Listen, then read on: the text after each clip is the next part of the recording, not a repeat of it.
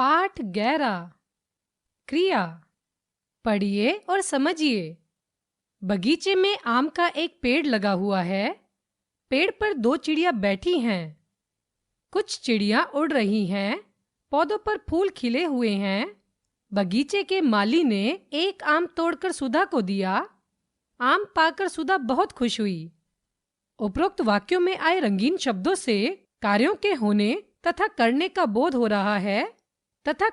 बोध हो रहा है। व्याकरण में कार्य को ही क्रिया कहते हैं, अतः ये सभी क्रिया शब्द हैं। जिन शब्दों से किसी कार्य के करने या होने का बोध होता है उन्हें क्रिया कहते हैं। यह भी जानो, हिंदी भाषा में क्रिया वाक्य के अंत में आती है। किसी वाक्य में एक अथवा एक से अधिक क्रियाएं हो सकती है। क्रिया के बिना वाक्य पूरा नहीं होता है। धातु। क्रिया के मूल रूप को धातु कहते हैं। क्रिया के विविध रूप धातु से ही बनते हैं, जैसे खा धातु से खाया, खाऊंगा, खाओ, खाइए आदि क्रियाएं बनी है। यह भी जानो, धातु में ना प्रत्यय जोड़ने पर क्रिया का सामान्य रूप बनता है, जैसे उठ जमा ना बराबर उठना, तैर जमा ना बराबर तैरना, पढ़ जमा ना बराबर पढ़ना आदि। क्रिया के भेद दो आधारों पर किए जाते हैं। एक, कर्म के आधार पर। दो, प्रयोग या संरचना के आधार पर। एक, कर्म के आधार पर। कर्म के आधार पर क्रिया के दो भेद होते हैं। क, अकर्मक क्रिया। ख, सकर्मक क्रिया। क, अकर्मक क्रिया। जिन क्रियाओं के साथ कर्म न हो तथा क्रिया का फल कर्ता पर पड़ता हो उन्हें अकर्मक क्रियाएं कहते हैं, जैसे स्वाति खेल रही है, राहुल सो रहा है। उपरोक्त वाक्यों में खेल रही है तथा सो रहा है क्रियाओं के साथ कर्म नहीं है और क्रियाओं का फल क्रमशः स्वाति व राहुल कर्ताओं पर पड़ रहा है, अतः ये अकर्मक क्रियाएं हैं। ख, सकर्मक क्रिया। जिन क्रियाओं के साथ कर्म हो तथा क्रिया का फल कर्ता को छोड़कर कर्म पर पड़ता हो उन्हें सकर्मक क्रियाएं कहते हैं, जैसे कंचन चाय बना रही है, श्री कृष्ण ने कंस को मारा। उपरोक्त वाक्यों में बना रही है तथा मारा क्रियाओं के साथ कर्म है और क्रियाओं का फल क्रमशः कंचन व श्री कृष्ण कर्ताओं पर न पड़कर चाय व कंस कर्मों पर पड़ रहा है, अतः ये सकर्मक क्रियाएं हैं। सकर्मक क्रियाएं दो प्रकार की होती हैं। एक कर्मक क्रिया। दो, द्विकर्मक क्रिया। एक कर्मक क्रिया। जिन क्रियाओं में केवल एक ही कर्म होता है वे एक कर्मक क्रियाएं कहलाती हैं, जैसे पंकज पत्र लिख रहा है, माली पौधे सींच रहा है। दो, द्विकर्मक क्रिया। जिन क्रियाओं में दो कर्म होते हैं वे द्विकर्मक क्रियाएं कहलाती हैं, जैसे विद्यार्थी ने अध्यापिका को कॉपी दिखाई, सेठ जी ने गरीबों को कंबल बांटे। दो, प्रयोग या संरचना के आधार पर क्रिया के 5 भेद होते हैं। क, सामान्य क्रिया। ख, संयुक्त क्रिया। ग, नाम धातु क्रिया। घ, प्रेरणार्थक क्रिया। अंघ, पूर्वकालिक क्रिया। क, सामान्य क्रिया। जब किसी वाक्य में केवल एक ही क्रिया का प्रयोग किया जाता है तो उसे सामान्य क्रिया कहते हैं, जैसे उमंग जागा, बच्चों ने दूध पिया। ख, संयुक्त क्रिया।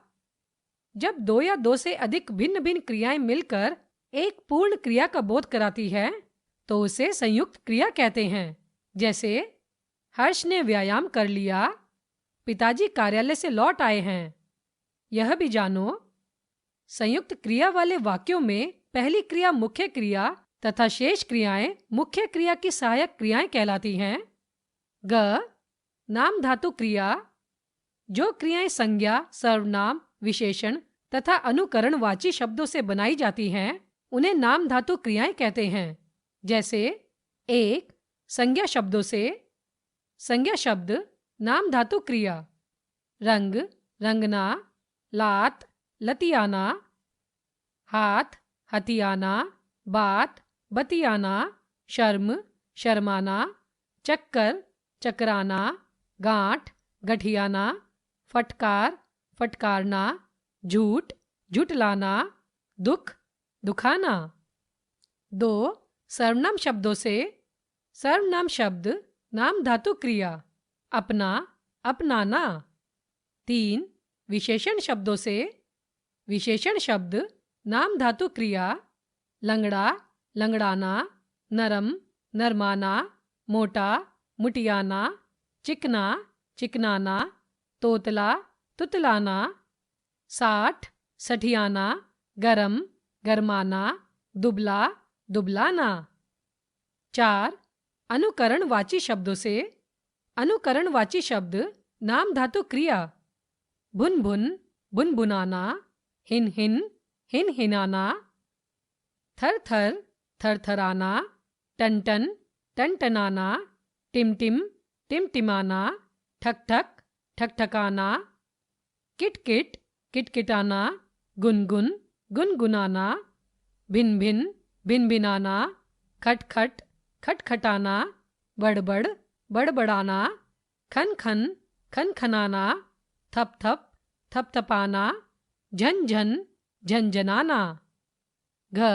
प्रेरणार्थक क्रिया जिन वाक्यों में कर्ता स्वयं कार्य न करके दूसरों को कार्य करने के लिए प्रेरित करता है उन्हें प्रेरणार्थक क्रियाएं कहलाते हैं। जैसे सेठानी जी ने नौकरानी से फर्श धुलवाया, अध्यापिका जी ने बच्चों से निबंध लिखवाया। अण. पूर्वकालिक क्रिया जिन वाक्यों में मुख्य क्रिया से पहले कोई अन्य क्रिया प्रयुक्त होती है उसे पूर्वकालिक क्रिया कहते हैं। जैसे सौम्य नहाकर पूजा करने लगी, सूरज ने झुककर प्रणाम किया। हमने सीखा जिन शब्दों से किसी कार्य के करने या होने का बोध होता है उन्हें क्रिया कहते हैं। क्रिया के भेद 2 आधारों पर किए जाते हैं, कर्म के आधार पर तथा प्रयोग या संरचना के आधार पर। कर्म के आधार पर क्रिया के 2 भेद होते हैं, अकर्मक क्रिया तथा सकर्मक क्रिया। जिन क्रियाओं के साथ कर्म न हो तथा क्रिया का फल कर्ता पर पड़ता हो उन्हें अकर्मक क्रियाएं कहते हैं। जिन क्रियाओं के साथ कर्म हो तथा क्रिया का फल कर्ता को छोड़कर कर्म पर पड़ता हो उन्हें सकर्मक क्रियाएं कहते हैं। सकर्मक क्रियाएं 2 प्रकार की होती हैं, एक कर्मक क्रिया तथा द्विकर्मक क्रिया। प्रयोग या संरचना के आधार पर क्रिया के 5 भेद होते हैं, सामान्य क्रिया, संयुक्त क्रिया, नाम धातु क्रिया, प्रेरणार्थक क्रिया तथा पूर्वकालिक